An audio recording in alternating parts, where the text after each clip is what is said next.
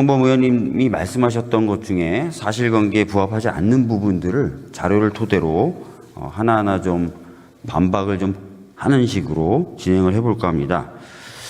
먼저 유상범 의원님께서 이 얘기를 하셨어요. 대정부 질문하는 가운데 안건을 처리한 전례가 없다, 이렇게 얘기를 하셨습니다. 이거는 이제 동일한 내용의 PPT가 뜨니까 이제 PPT를 좀 보셔도 좋은데요. 지금 보면은 20년 7월 23일 법무부 장관 탄핵소추안, 그다음에 20년 9월 17일 대한적십자사 위원에 대한 위촉의 건, 21년 2월 4일 법관 탄핵소추안, 국회의원 체포동의안 등등등 많은 안건들을 처리를 했다라는 것을 볼 수가 있습니다. 그래서 법안 처리에 관련된 사례는 없지만 안건 처리는 계속 해왔다는 점을 말씀드리는 겁니다. 그래서 대정부 질문 기간 중에 대정부 질문이 진행되는 가운데 안건을 처리한 사례들이 있기 때문에 법안 처리도 가능한 것이고요.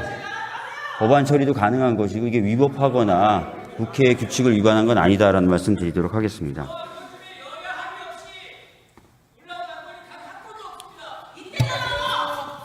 자, 다음은 유상범 의원님이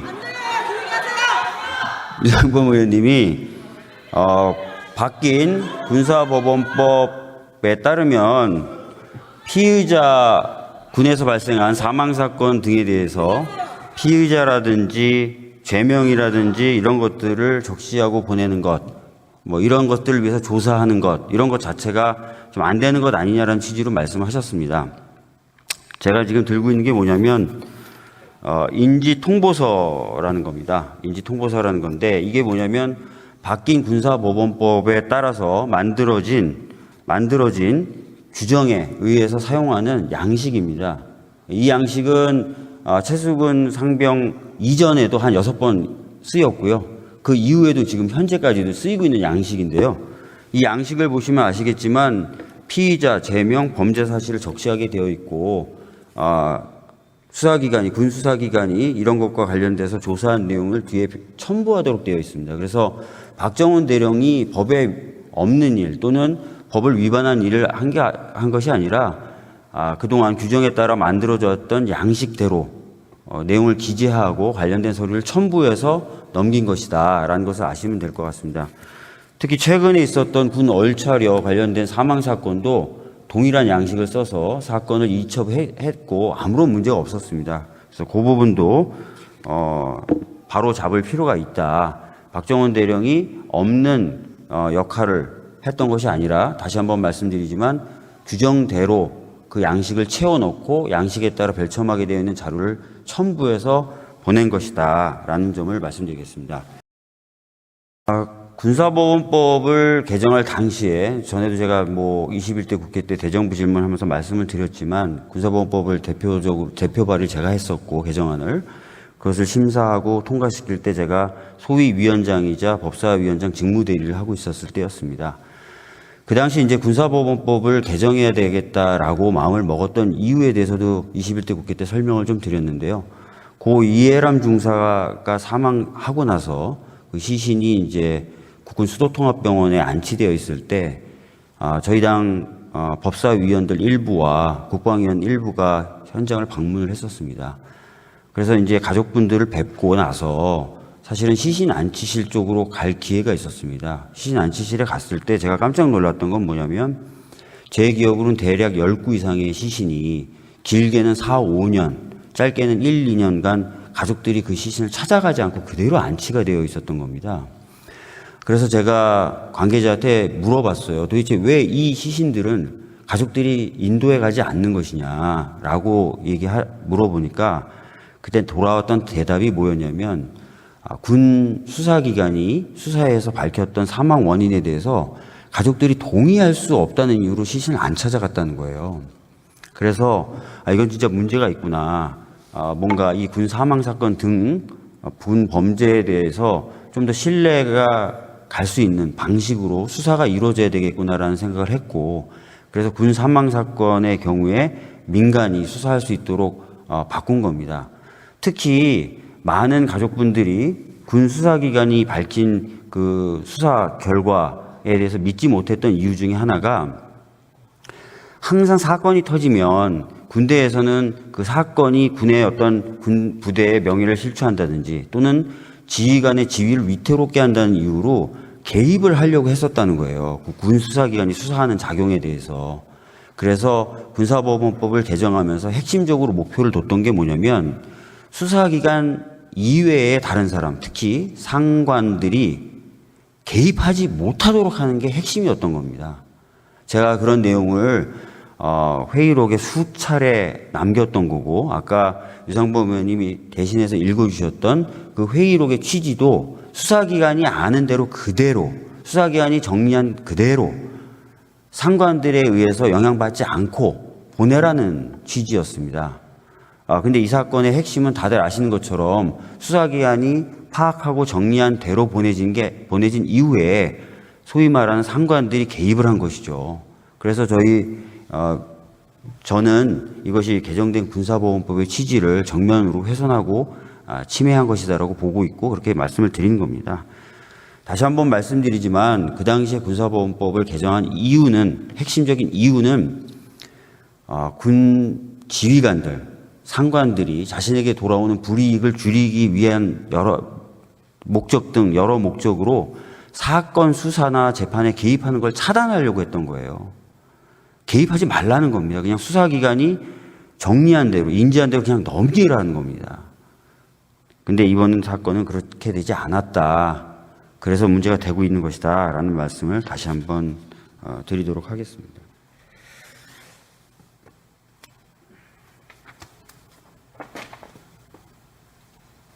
그리고 아까 유상범 의원님께서 이번에 발의됐던 특검법 그리고 21대 때 발의되고 통과된 법이 정치적인 목적을 갖고 있는 법으로 볼 수밖에 없다라고 주장을 하셨어요. 그러면서 그 근거로 공수처에 관련된 사건을 고발하고 나서 이틀 뒤에 특검법을 발의했다. 이 이야기는 사실상 어떤 수사가 제대로 이루어지길 바란다기보다는 아예 애초부터 특검법만 생각하는, 정쟁만 생각하는 것이었다라고 그렇게 주장을 하십니다. 근데 저희들 같은 경우에 사실은 공수처에 고발을 하면서도 사실은 공수처가 수사를 아주 제대로 하기는 어려울 거다라는 생각을 좀 가지고 있었어요. 왜냐하면은 저희가 아니라 국민의힘 의원님들이 항상 공수처에 대해서 주장하시는 말씀들이 있었어요.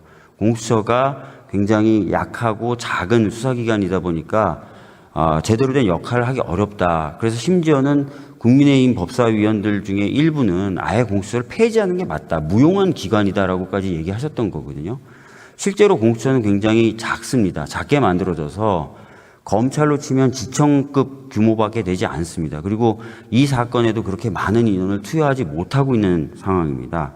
그렇지만 그렇다 하더라도 그래서 이제 특검이 필요한 건데 그렇다 하더라도 특검이 발의되고 통과되고 그다음에 그 법에 따라서 특검 후보가 정해지고 특검이 수사를 할 수 있는 그런 준비를 하기에는 시간이 계속 걸리기 때문에 그 사이에 증거가 멸실되는 걸 막아야 되기 때문에 어떻게 보면 어쩔 수 없이 또는 어떻게 보면 그런 필요를 메꾸기 위해서 공수처에 고발을 한다라는 차원에서 고발을 한 겁니다.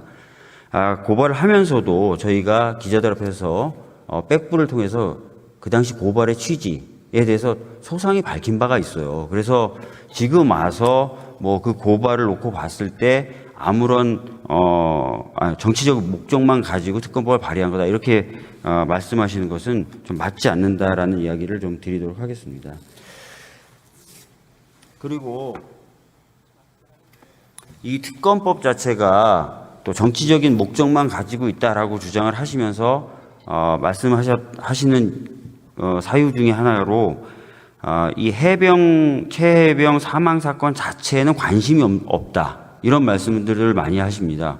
오로지 정쟁만을 목적으로 두고 있다 이렇게 얘기를 하시는데 전에도 제가 한번 말씀드렸는데요. 21대 때 발의됐고 통과됐고 그리고 거부됐던 법 그리고 이번에 새로 발의한 해병대원 특검법은 공이 첫 번째 수사 대상이 바로 최해병 사망 사건 그 자체입니다.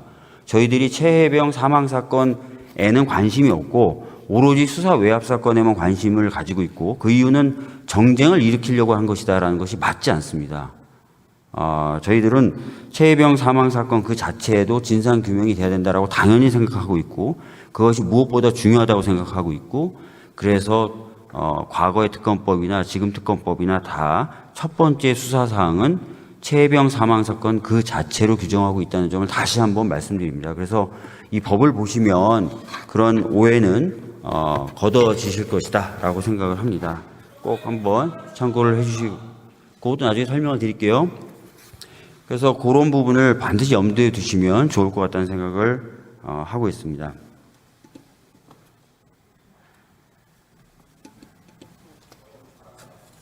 그리고 또 말씀하시는 게 공수처가 수사를 하고 있는데 너희들이 특검을 발의해서 통과시키려고 하는 것 그 자체가 또 정쟁을 목적으로 한 것으로 보여진다라고 얘기를 하십니다.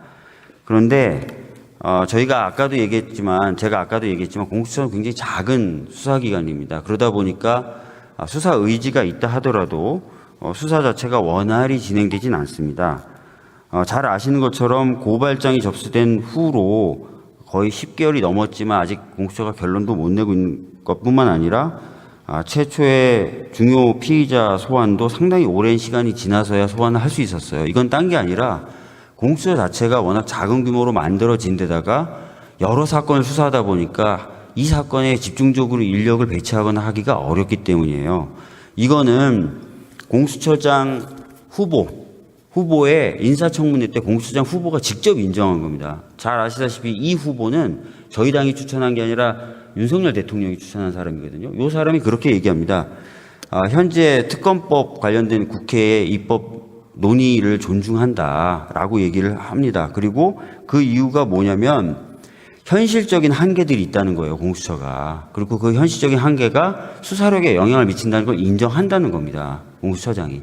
그래서 장기적으로는 공수처가 좀 특검 수요가 있었을 때 자기네들이 그 특검을 대신하는 역할을 할 수는 있겠지만 지금 당장은 아까 말씀드렸던 대로 국회에서의 특검 논의를 존중한다라고 윤석열 대통령이 추천한 공수처장 후보가 그렇게 얘기를 한 겁니다. 그래서 이게 뭐 공수처에 수사가 진행 중인데 그걸 막 무시하고 특검을 한다가 아니라 아까 말씀드렸던 것처럼 공수처의 여러 조직 또는 인력, 여건 상황을 감안한 것이고 공수처장 후보조차도 이러한 상황을 인정하고 있다는 점을 다시 한번 말씀드리니까 꼭 참고해 주셨으면 좋겠습니다.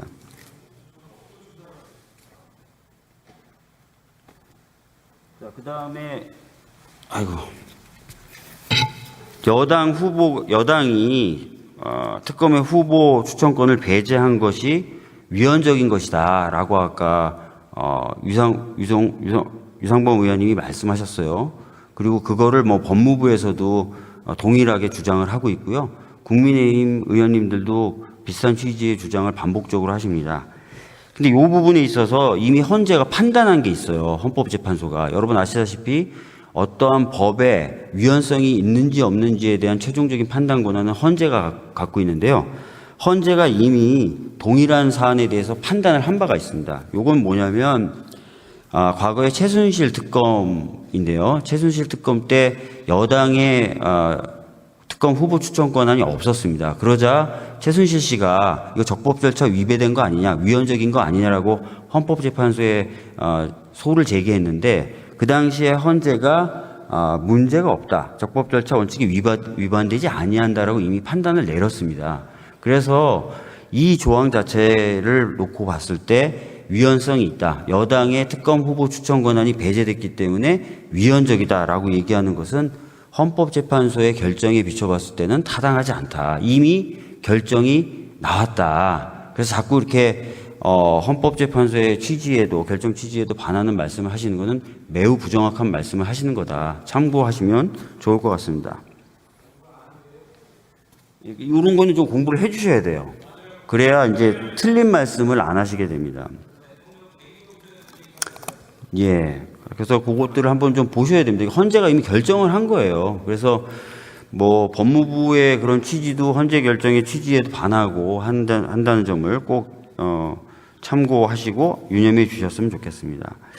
자, 그 다음에 특히 이거 보시면 아시겠지만 지금 뭐 통화의 실제 내용은 알 수가 없지만 이 사건에서 가장 중요한 날이라고 할 수 있는 8월 2일 같은 경우에 대통령실 관계자와 윤석열 대통령이 수시로 국방부 관계자나 경찰 등하고 통화를 합니다.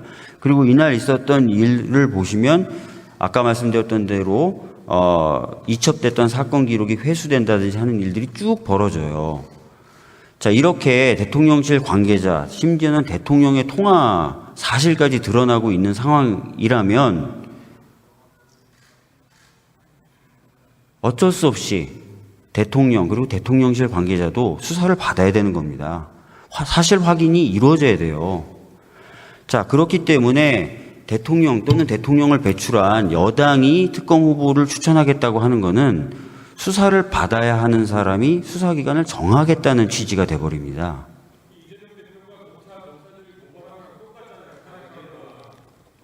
지금 조정원 의원님의 말을 반대로 제가 비틀어서 주장을 할 수도 있는데요.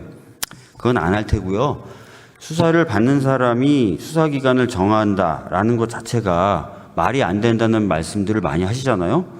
그런 상황이 된 겁니다. 그래서 여당이 특검 후보를 추천한다 또는 대통령이 결정한다라는 것은 현재 지금 드러난 사실관계상은 적절하지 않다는 겁니다. 이 부분도 여러분들이 좀 참고를 해주시면 좋을 것 같습니다.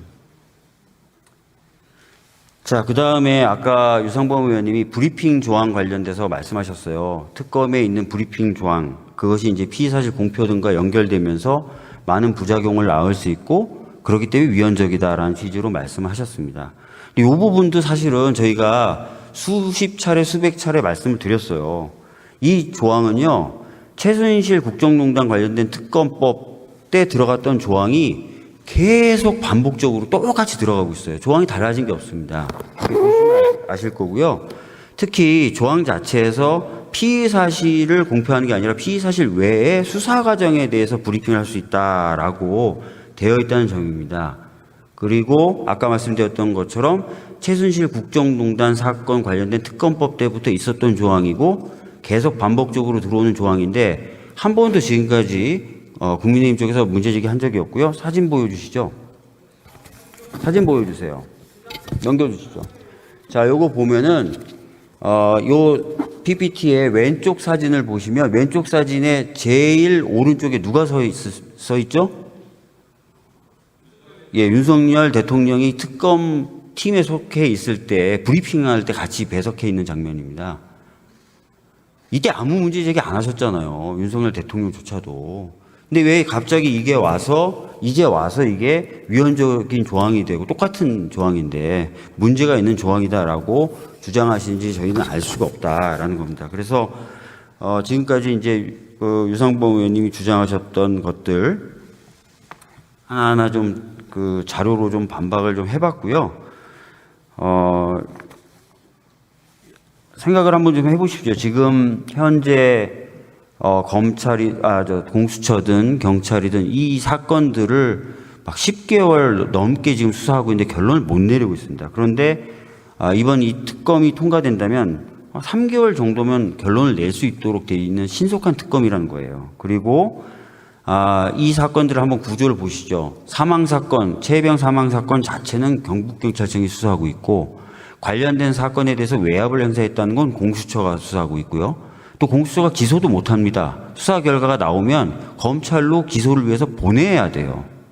그리고 검찰이 이제 기소 여부를 또 판단하게 되고 또 박정훈 대령에 대한 항명죄는 군 검찰이 수사해서 지금 군사법원에서 재판이 진행 중에 있습니다. 그러니까 사건이 갈갈이 찢어져 있어서 전모를 종합적으로 파악하기 어려워요. 그래서 좀 모아서 통합적으로 좀 수사와 사건이 진행될 필요가 있는데 그렇게 사건을 모아서 통합적으로 진행할 수 있는 내용, 장점도 있습니다. 그리고 아까 말씀드렸던 것처럼 대통령 또는 대통령실 관계자들이 집단적으로 관여한 의혹이 제기되고 있기 때문에 사실 확인이 필요한데 대통령과 그럼 대통령실이 영향력을 행사할 수 없는 독립적인 사람이 수사를 하는 게 맞겠죠. 그래서 공정한 수사가 담보된다라는 말씀을 드리겠습니다. 여러 가지 측면에서 필요한 법이고 또 이 상황에 굉장히 부합하는 특검법입니다. 여러분들이 반대하셨던 여러 가지 이유도 제가 지금 보여드린 것처럼 사실과 다른 부분이 많습니다. 여당의 특검 후보 추천권을 배제한 것도 이미 헌재에서 합헌이라고 했고요. 브리핑 조항이 위헌이라고 얘기하시지만 과거에도 많은 전례를 가지고 있다는 점도 보여드렸고요. 그렇기 때문에 더 이상 합리적이거나 하지 않은 그런 주장을 하시기보다는 이 법을 수용하실 필요가 있고 수용하는 것이 맞다라는 생각이 듭니다.